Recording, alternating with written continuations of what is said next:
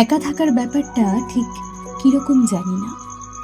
হয়তো তুমি আসবে আর জানলা খুলে দেবে, রান্নাঘরে জ্বলে উঠবে হলুদ রঙের আলো, চায়ের কাপের শব্দে আরেকটু উঠে বসবো, এমন কিছু ভাববার অবকাশ। নিজেকে অনবরত মিথ্যে বলে কেটে যাচ্ছে নার্ভাস সময়। দিনে ঘুমোই আর রাত জেগে পরের দিনের অপেক্ষা করি, মশা মারি আর সিগারেট ধরাই। সারাদিন তোমার কথা ভাবি আর চ্যাট জিপিটির কাছে মানুষ ভোলার পদ্ধতির কথা জানতে চাই।